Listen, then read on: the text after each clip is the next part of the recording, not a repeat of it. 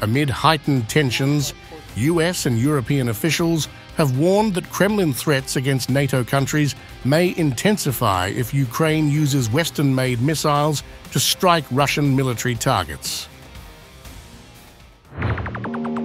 Just came around to say hello.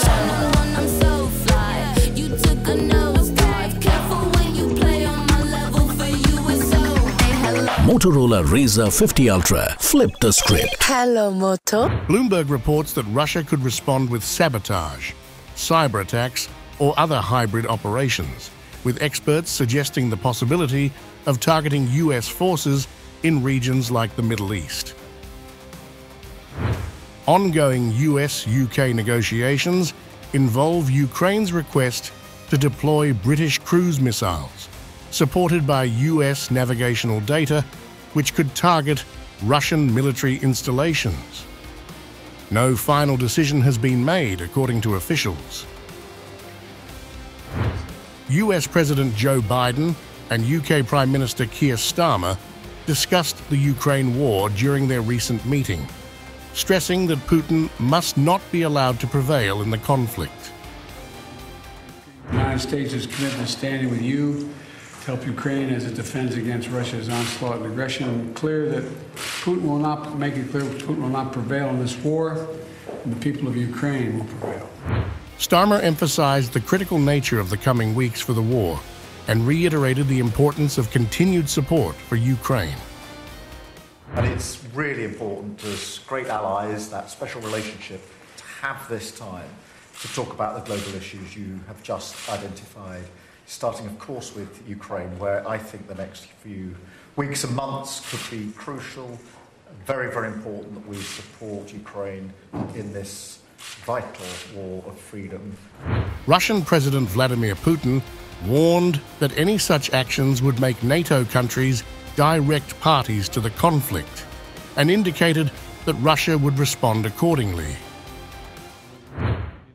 If this decision is made, it will mean nothing less than the direct participation of NATO countries, the United States and European countries in the war in Ukraine. This is their direct participation, and this, of course, significantly changes the very essence, the very nature of the conflict. This will mean that NATO countries, the United States and European countries are fighting against Russia. And if this is so, then, bearing in mind the change in the very essence of this conflict, we will make appropriate decisions based on the threats that will be created for us. Despite the Kremlin's frequent escalation threats, particularly concerning NATO's support for Ukraine, Russia has not acted on its more severe warnings, even after recent Ukrainian gains along the border. CIA Director William Burns, in a speech, acknowledged a critical moment in the fall of 2022, when there was a genuine risk of Russia using tactical nuclear weapons, cautioning against underestimating future risks. Burns urged the US and its allies not to be intimidated by Moscow's saber-rattling, but to remain cautious of potential escalation. Polish Prime Minister Donald Tusk downplayed Putin's latest warnings, calling them a tactic to discourage the West from aiding Ukraine, and warned against drawing dramatic conclusions from Russia's threats. If approved, Ukraine's long-range strikes would likely target a small number of strategic sites, though Moscow is expected to use the threat of these strikes in its global propaganda efforts, especially in regions like Africa and Latin America. Russia has a history of conducting sabotage and cyber campaigns in Europe and the US, with recent incidents involving arson, GPS jamming, and assassination attempts attributed to Russian agents. Intelligence officials also warn of potential retaliation in the Middle East, where Russia has deepened ties with Iran. Reports suggest Moscow recently received ballistic missiles from Tehran, though Iran denies these claims. Not all NATO members favor Ukraine's use of Western missiles on Russian soil.